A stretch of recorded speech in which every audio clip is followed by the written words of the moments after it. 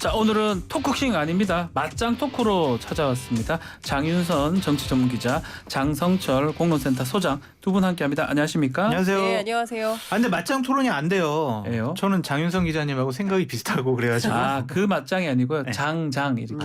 쌍장 토론. 둘장 토크. 양장 토론. 예, 그렇게 한 겁니다. 아, 예. 네. 그래서 뭐 근데 제 코너 이름 짓는 게 사실 고민이에요. 이렇게 지어보다가 그래도 이 장장 맞짱 토크 그래서 지어봤습니다. 짱짱한 토론. 네. 감사합니다. 오늘 괜찮으면 또 계속 또 이어가 보고요. 네. 안 되면 또 변희재대표 다시 또 불러서 뭐 다음 주에 아마 변희재대표 나오실 것 같긴 한데요. 요즘 핫하시죠? 네, 알겠습니다. 자, 뭐 지금 며칠 똑같은 얘기를 계속 질문들 아마 받고 계실 것 같은데 다른 의미의 좀 질문을 좀 해보겠습니다. 어떤 이런 사고 빠지면 우리 두 분 다 여의도 자주 계셨고 특히 장성철 우리 소장님은 네. 여의도에 터줏대가 많으시겠습니까? 이런 사건이 터지면 빠져나오는 게 더 중요한 거 아닙니까? 더 깊숙이 구렁으로 빠져드는 게 그게 맞습니까? 어떻습니까? 일단은 최소한 유감 표명이나 사과를 먼저 하죠. 그러고 난 다음에 상황 설명을 하는데 지금 대통령실과 대통령께서는 일단은 유감 표명이나 사과 없이 네, 진상 규명 이렇게 얘기를 하셨잖아요. 그렇습니다. 이것이 대통령의 스타일인지 아니면은 대통령실의 참모들의 생각과 판단인지는 잘 모르겠지만 강력하게 대통령을 지지하는 그룹을 지지층을 제외하고는 이러한 부분에 대해서 왜 이럴까라는 좀 회의적인 생각을 갖지 않을까 싶어요. 이건 상식적인 것이 아니죠. 어쨌든 비속어를 쓰셨잖아요. 그 부분에 대해서 많은 국민들이 좀 실망한 부분이 있었잖아요. 그럼 최소한 유감 표명을 하시는 게 좋지 않았을까? 지금 우리 아쉬워요. 소장님 말씀대로 그렇기 때문에 이 사안 자체를 좀 검찰의 시각 아니냐. 뭐가 일어나면 오히려 진상조사, 오히려 공격하는 방식 그런 어떤 주장들이 있습니다. 검찰의 시각에서 대통령실에서 바라보는 것 같다. 어떻게 보십니까? 저는 검찰도 검찰이지만 이제 두 가지로 좀 봐야 될 것 같은데요. 첫 번째는 검찰도 군인하고 별로 다르지 않구나. 군사정권 시절이 군인하고? 생각이 네. 나는 거예요. 네. 왜냐하면 어제 전 정말 놀랐거든요. 대통령 비서실이 MBC에 공문을 보냈잖아요. 그래서 그 보도 경위를 묻는 질의서를 보낸 거예요. 그런데 사실상 이것은 기자들의 문법으로 보면 네. 발생한 사건에 대해서 사실 보도를 한 거거든요. 그런데 사실이라 하더라도 대통령실이 허락하지 않으면 쓰지 마. 이런 얘기예요, 사실상. 보도 그러니까 지침. 네, 그러니까 예전에 말지 보도지침 사건 때가 다시 생각이 나는 거예요. 군사정권 때. 그러니까 검찰의 시각이 아니라 군사정권하고 검찰. 그러니까 이를테면 국민을 지배자의 시각으로 보는 이런 태도에 상당히 심각한 문제가 있다는 게 하나가 보이고요. 또 하나는 대통령이 앞서 이제 지지층 결집 말씀하셨는데 양쪽의 지지층을 결집시킨 다음에 싸우게 만드는 거예요. 그러니까 네로 싸우게. 황제가 예. 검투사들 싸우게 막 두는 것처럼 그리고 있는 사실을 없는 사실로 만들고 있는 거잖아요. 네. 없는 것처럼. 예. 예컨대 뭐 처음에는 이제 욕설은 인정했어요. 김은혜 수석이. 그런데 이제 그마저도 안 했다 그러고 그리고 지금은 이제 아예 이런 얘기도 나와요. 어제 언론노조위원장인가요? 예. 그런 얘기도 하던데 이제는 아예 미국 갔다 온 것도 사실이 아니다. 이렇게 얘기할 수도 있겠다. 그러니까 이제 끊임없이 거짓말을 하게 되는 것이죠. 저는 이거 대단히 위험한 정치라고 생각하고요. 워터게이트 사건을 다시 한번 우리 정부가 들여다봐야 되지 않을까라는 생각이 좀 듭니다. 근데 억울하고 힘든 부분은 있겠죠. 아니 바이든이라고 안 했고 바이든이라고 했으면 정확한 어떠한 전문가들의 분석이 뒷받침이 됐어야 하는데 그런 게 없지 않았느냐. 우리는 날리면으로 들었다. 바이든으로 그리고 앞에 가로 열고 미국 가로 닫고 네, 이런 식으로 그 하면 부분. 네. 진짜 동맹 관계가 훼손될 수가 있지 않느냐. 네. 이런 부분들은 제대로 확인을 했어야 되는 거 아니냐. 이런 식의 항변을 대통령실에서는 하고 있는데 네. 그렇다면은 본인들이 처음에 대응을 그렇게 하면 안 됐었고 처음에는 그렇게 안 했었어요. 이거 어떻게 보도 안 해주면 안 돼요? 뭐 네. 이런 식으로 그러니까요. 얘기를 했었고 13시간 이후에서야 홍보석이 나와서 해명을 한 것은 참모들이 좀 무능한 것이 아니냐라고 볼 수도 있습니다. 자, 두 분한테도 여쭤보겠습니다. 이 사건 본질을 한쪽은 악의적 프레임으로 동맹을 훼손한 것이다라고 보는 경우도 있고 한쪽은 그냥 비속어 사용 자체가 본질이다. 장선 소장님 어떻게 보십니까?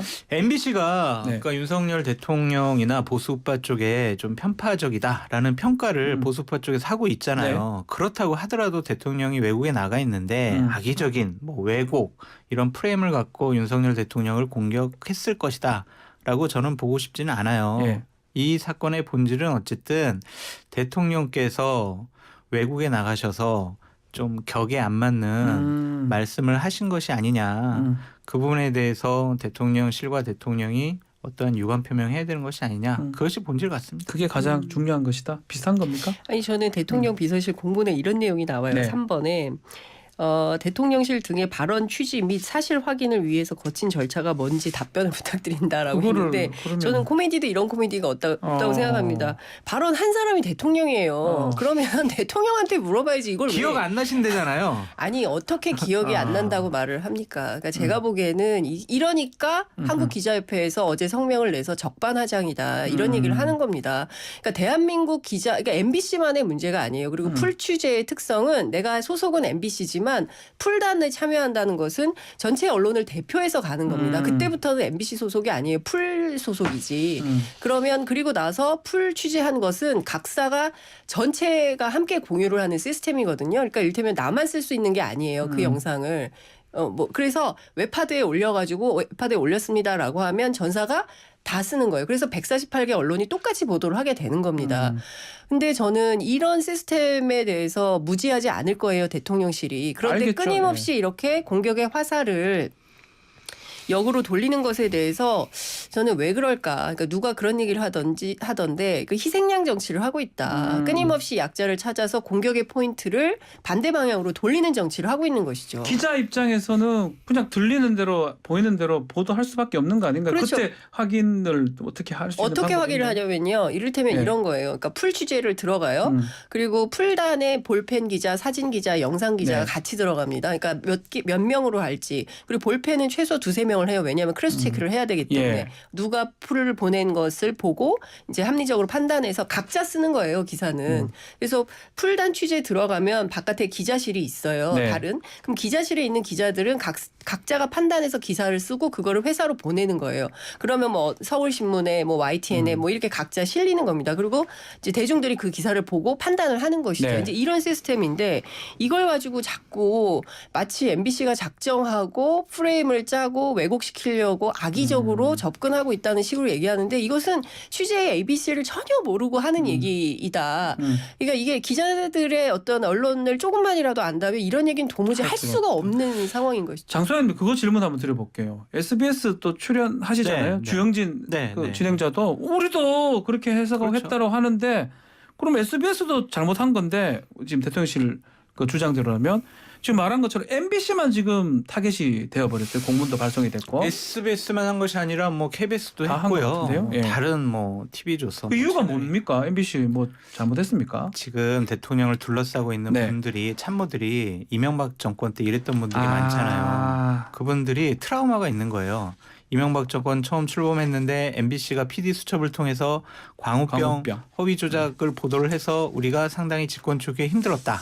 그러니까 지금 MBC가 이번에도 그렇게 접근하는 거 아니냐. 보수파 정권에 대해서 타격을 줘가지고 일단은 저 사람들을 좀 길들여야 되겠다라고 생각하는 것이 아니냐. 그래서 이번에 강하게 이 사람들을 초기에 진압을 하지 않으면 우리가 또 옛날처럼 당할 거다. 그래서 이번에는 좀 강하게 나가자라고 하는 것 같은데요.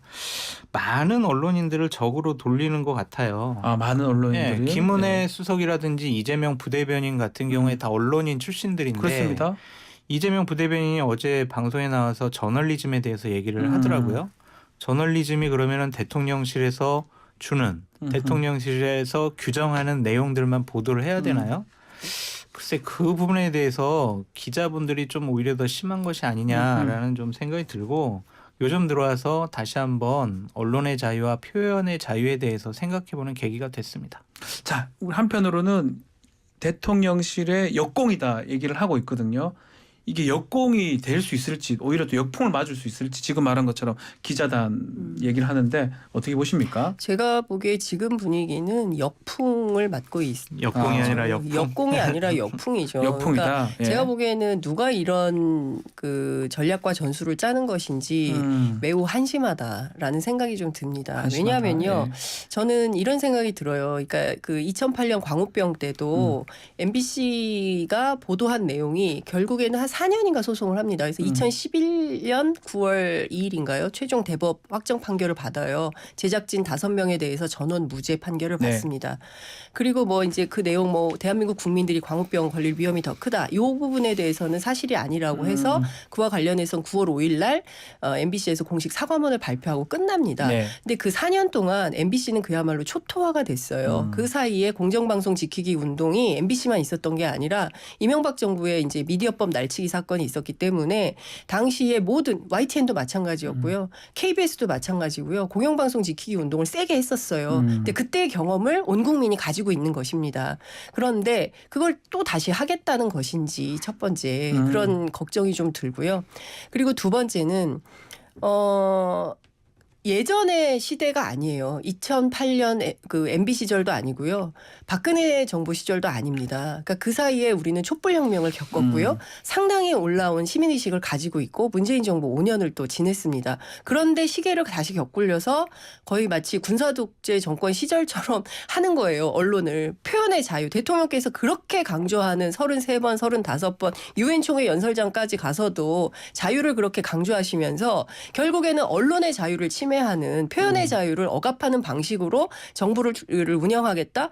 여기에 우리 국민들이 동의를 해줄까요? 저는 예전의 시대가 아니라고 생각합니다. 그러니까 발전된 시민의식이 성숙한 만큼 그 시민의식에 맞춰서 정치를 해야 되는데 아하. 완전히 옛날 방식으로 정치를 하기 때문에 국민적 반향이 이렇게 나오는 것이고 결국에 이런 식으로 하면은 영남에 혹은 아주 그 보수 그러니까 그 전통 지지층 이외에는 지지하지 않을 것입니다. 저는 갤럽 조사 어떻게 될지 모르겠지만 이번 주 갤럽 조사 나오죠. 더 떨어지거나 아니면 뭐 그 수준을 유지하거나 이러지 않을까 싶습니다. 그리고 한편으로 그래서 좀 이제 출구 전략을 짜서 나와야 되는 거 아니냐 이런 얘기도 있긴 하더라고요. 계속 이 얘기를 어떻게 하냐. 그러니까 대통령실의 분위기는 예. 출구 전략을 짜지 않고 계속 강경 대응하겠다라는 거예요. 분위기가 어떠냐면 바이든이라고 얘기하는 사람 있기만 해봐. 우리 가만두지 않겠어. 거의 이러한 분위기라서 참 저 자신도 상당히 좀 압박감과 위축을 받고 있다. 바이든을 들려요 혹시? 아니 저는 바이든으로 들려요. 네. 그래요? 아니 처음에 바이든으로 들렸다가 예. 김은혜 수석이 날리면이라고 해서 예. 날리면으로라도 들리네라고 했다가 눈 감고 한 100번 들어봤어요. 예. 그랬더니 비읍자 들리고 바이든으로 들리더라고요. 아니 근데 이게 국내 언론만 바이든으로 쓰고 네. 해외의 유수 언론들은 날리면이라고 썼으면 네. 제가 그러면 그럴 수 있겠다라고 생각을 할 수 있을 것 같아요. 뭐 말리문인가 뭐 이렇게 말리문, 하든.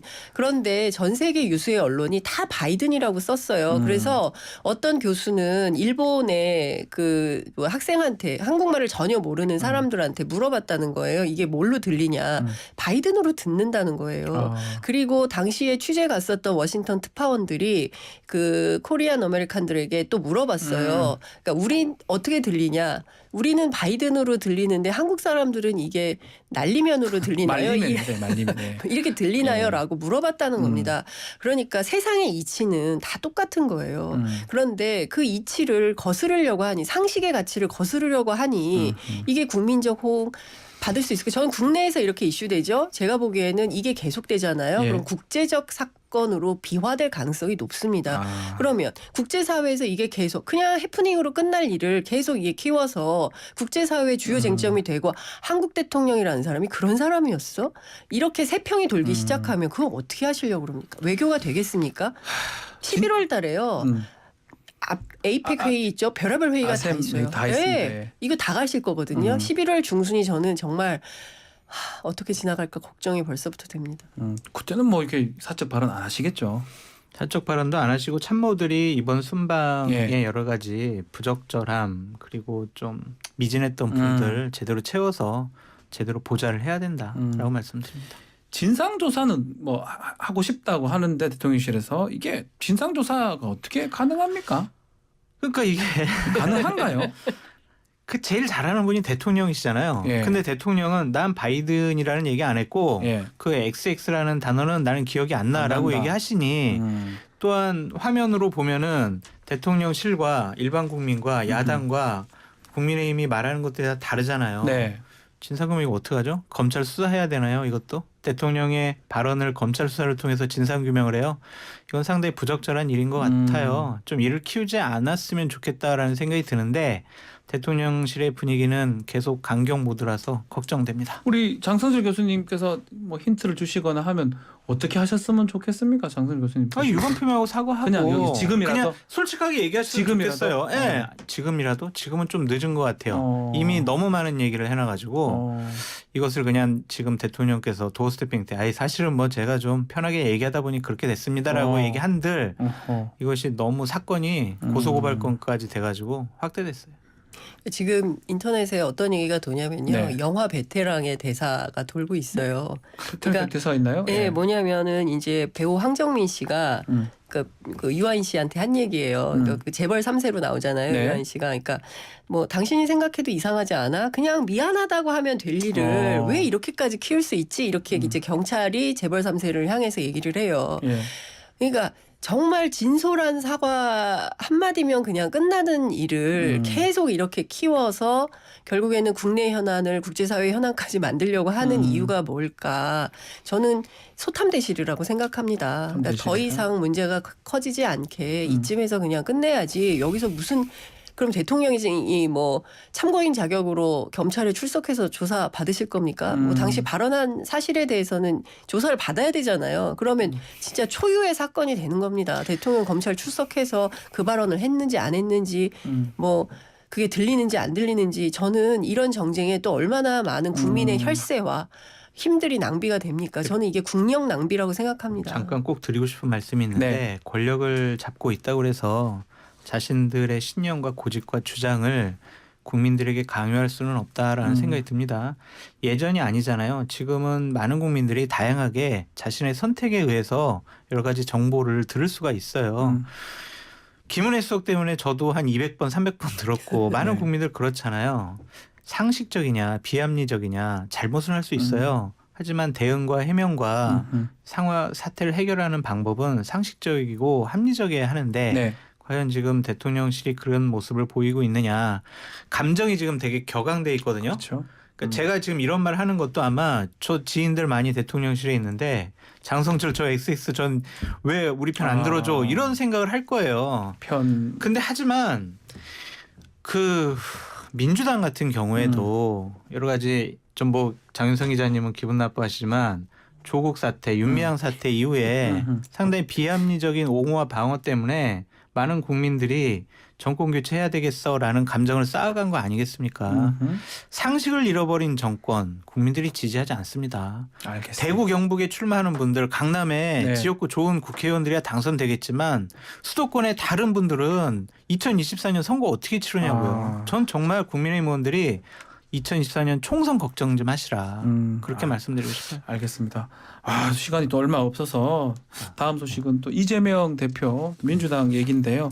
오늘 새벽이죠. 이화영 전 경기도 평화부지사 구속이 됐는데 자 일단 짚어주시고요. 향후 이재명 대표랑 또 연관성 영향이 있을 것 같기도 합니다. 어떻게 보십니까? 뭐 계속 수사가 되겠죠. 네. 어쨌든 이제 검찰이 내놓은 피의 사실을 보면 상당히 구체적입니다. 근데 물론 본인은 뭐 나는 금품을 받은 적도 없고 법인카드 쓴 적도 없다라고 부인을 했지만 어젯밤에. 근데 실질적인 내용을 좀 들어보면 뭐 휴대전화 요금, 호텔비, 마사지 비용, 뭐 개인 병원비, 뭐 가전제품을 사고 뭐 집에 배달시키고 뭐 별의별 일이 다 있었던 걸로 네. 검찰은 증거를 종합해서 이렇게 보고 있는 것 같습니다. 이게 다 사실이라면 상당히 심각한 문제죠. 그리고 과연 그러면 이화영 의원에서 끝났겠느냐 아니면 이것이 사실상의 불법 정치자금으로 해서 이재명 대표에게까지 왜냐하면 올라갔느냐? 평화부지사 시절에 이제 경기도지사가 이재명 그렇죠. 대표이기 때문에 이거 연관성에 대해서 검찰은 진짜 불을 켜고 수사를 하겠죠. 네. 그렇기 때문에 제가 보기에는 민주당으로서는 악재가 발생한 거라고 보이고요. 그리고 또 민주당 사무부총장인가요? 그 분도 또 이제 뇌물로 문제가 됐습니다. 그렇죠. 그러니까 이런 악재가 계속 터지고 있기 때문에 결코 민주당에게는 좋은 일은 아니다 이렇게 보여지고 핵심은 그거 같아요. 그래서 이재명 대표에게 얼마가 흘러갔느냐, 뭐 흘러갔냐 안 흘러갔냐. 그리고 결국에 이게 변호사비 대납 문제까지 연결이 될 텐데 뭐 검찰이 뭐 수사 열심히 할 테니까 저는 지켜봐야 된다고 생각합니다. 장 교수님은 어떻게 보십니까? 이재명 당대표로서는 악재가 하나 더 추가됐다라고 볼 수밖에 없죠. 이화영 평화부지사 현 킨덱스 사장 같은 경우에는 어쨌든 측근 중에 측근이라고 볼 수밖에 네. 없어요. 이분이 이러한 금전적인 부분에 연루됐다라는 것 자체 그 기업이 바로 쌍방울이라는 이재명 당대표가 변호사비를 대납받았다라는 의혹을 받는 네. 그런 회사 아니겠습니까? 만약에 변호사비 대납을 해주는 데 있어서 이화영 전 평화부지사가 어떠한 역할을 했다면 이것은 이재명 당대표로서는 치명적인 것이죠. 어쨌든 뇌물 때문에 이화영 전 지사가 구속을 당했지만 결국에는 장 기자님 말씀하셨던 것처럼 불어. 이재명 당대표랑 어떻게 했어? 무슨 관계야? 그거 할 것이다라는 하겠죠 거죠. 당연히.